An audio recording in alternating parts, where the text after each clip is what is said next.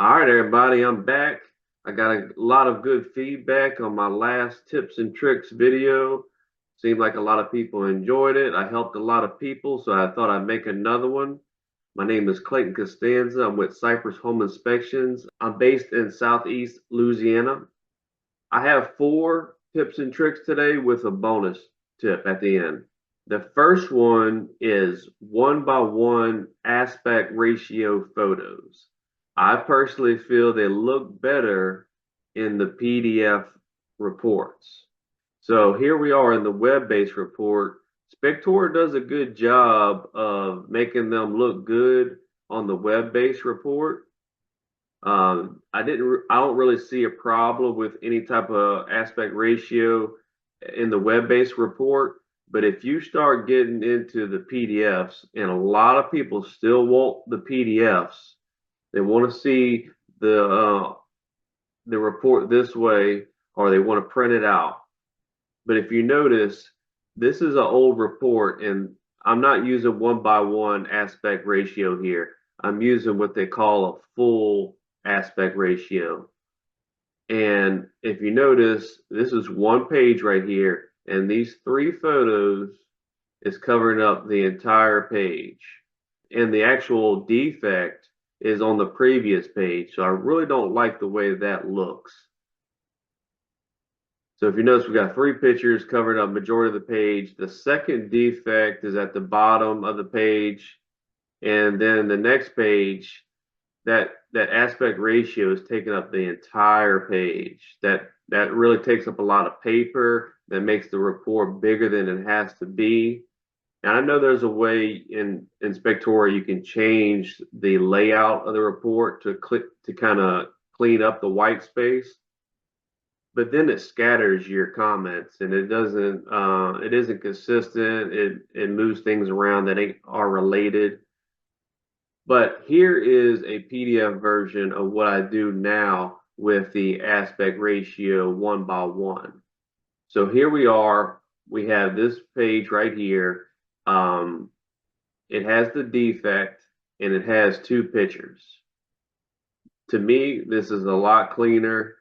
This takes up less space. And we actually have another defect on this page, and it has three photos.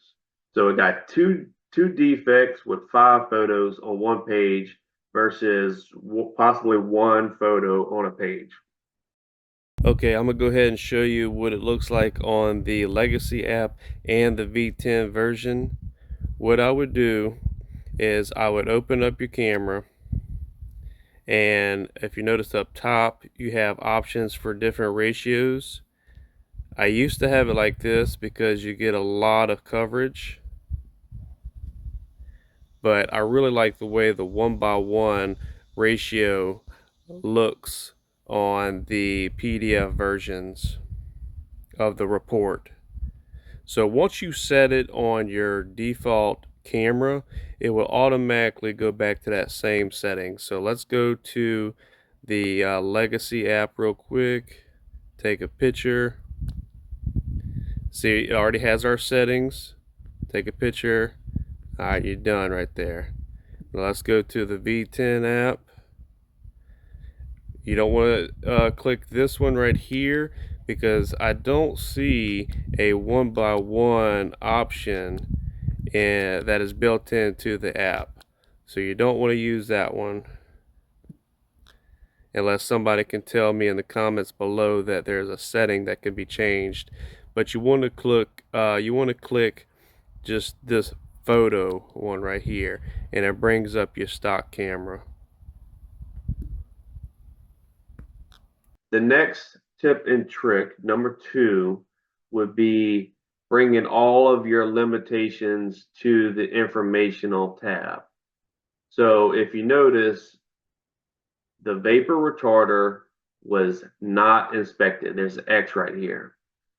So I don't have a limitations tab. I just have my information tab. So we scroll down to vapor retarder. I say it was not visible and why it wasn't visible. So it's all under an informational tab. I do put it in green so it kind of separates each other. To me, it makes a cleaner report, less clicking. But when you are putting this together on your device when you're at the inspection, make sure you click the not inspected tab. So it'll show up on this little grid layout right here under not inspected also. And if you notice, you have all the X for inspected. I really like this grid. I know there's a way to remove this, but you do want to show that you inspected all these items according to your standards of practice. And if you didn't inspect it, you need to explain why. Number three, I created this final checklist section. So if you're ever wondering or nervous that you forgot to turn off the oven or didn't lock the doors or all the water fixtures were off or the thermostat was not put the way you found it, have this available at the end, a nice little checklist saying, hey, you did check these items before you left, and it makes the seller and all the realtors feel nice that you took that extra step to ensure that the house was left in the same condition prior to the inspection. So I recommend creating a little final checklist. It helps you, it makes you look good. So, okay, this next tip and trick, number 4, is going to be under templates. And I recently saw somebody else do this, and I thought that was really neat and kind of help with your speed on site is create a observation and then leave it blank to kind of separate your defects. So if you feel like have some type of separation will help you find them faster, then that's nice. All you got to do is just create a new defect and literally just save it. And then you can just drag and drop this to separate some of your defects if you have some similar ones. Okay, my bonus tip would be to create a Excel spreadsheet of your standards of practice. The one I got from my state was very messy, and I basically just copied and pasted to a Google document. I said Excel spreadsheet. That's incorrect. It's a Google document. Word would work fine also.